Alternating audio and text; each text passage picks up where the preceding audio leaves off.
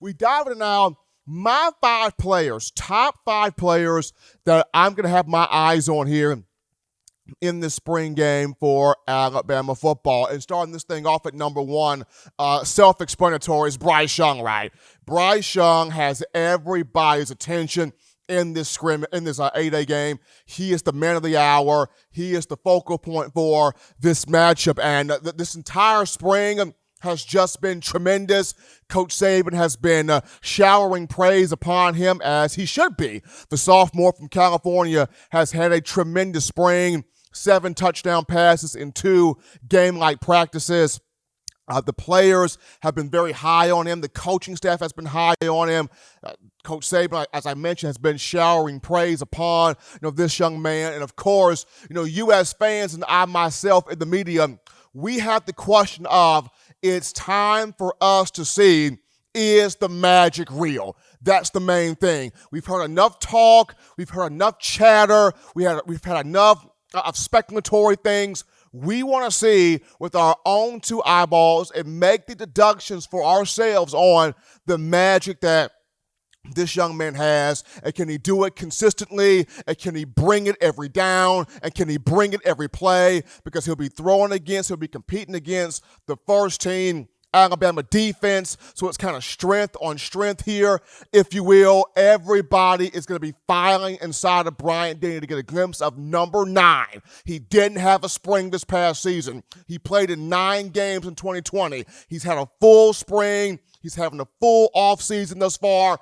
We all want to see, is this man, is Bryce Young the real dealio? Is he the real deal? Is he hitting it 1,000? Is he hitting it $1? Is this guy what we are all saying that he's got the potential and the capability to be? So that's first and foremost. People are 100% excited to get in front of Bryant-Denny Stadium, or inside the venue, as I should say, to watch Bryce Young compete out there on the field. But number 2 player that I'm going to have my eyes on, Roydell Williams at running back. And for me, as much conversation as the quarterback position gets, and it should, I think for me, the running back room is just as important.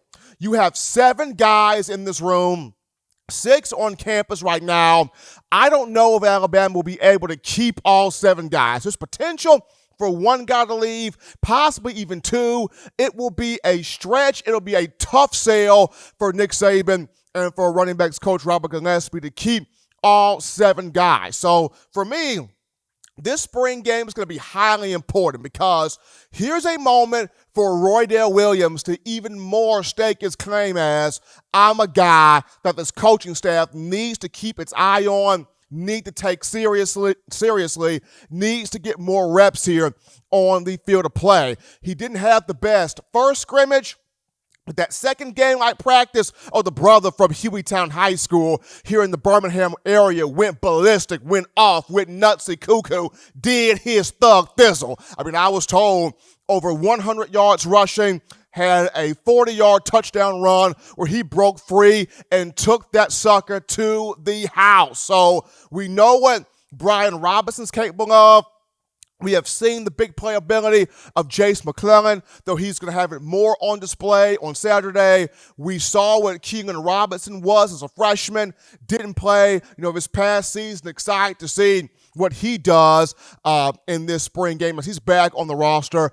And, of course, you got Kyle Edwards playing in this exhibition as well. But Roydell Williams is the guy that's fighting for attention, that's fighting for recognition, that's fighting to garner some conversation in this room. This is a big A-Day game for him to show people, hey, I am the real deal. I can take it to the house. I can run between the tackles. I can bounce plays outside. I can catch the ball at the backfield.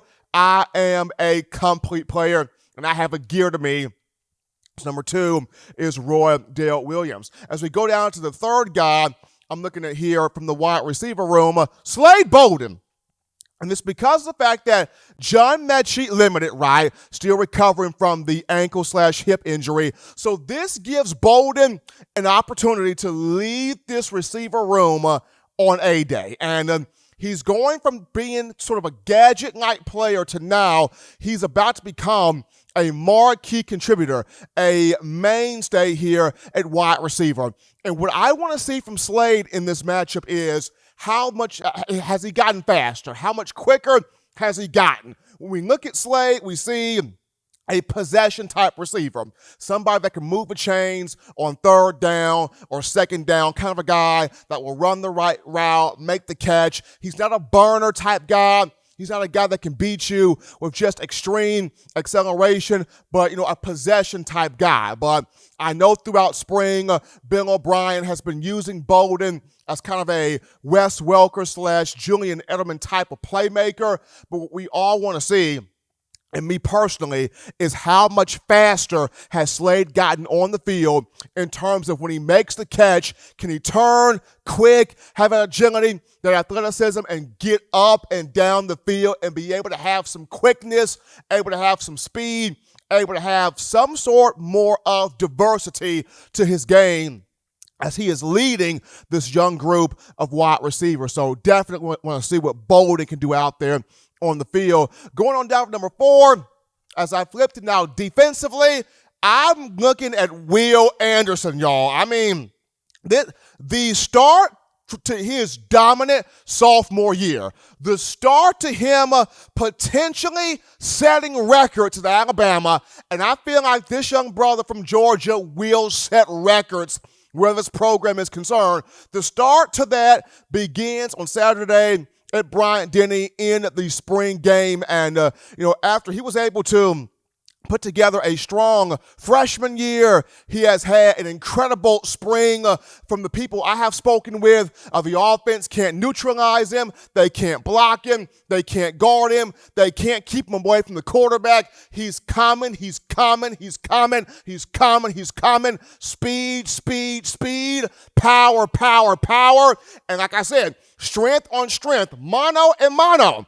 As excited as we are for Bryce Young, get even more excited for Will Anderson as he'll be trying to come at Bryce Young and affect him all day in the pocket here in the spring game. So really excited to see what Will Anderson will do coming off the edge as he's had a full spring, a full offseason so far to work with David Ballou, to work with Dr. Matt Ray, and getting his speed and getting his power even more in line. Really excited to see 31 on the field to kick off his sophomore campaign. And then last but not least here, Ty PERINE, in terms of the special teams, the punting game, he's had a strong spring. Now, the difference between he and Charlie Scott is Ty PERINE can boom it.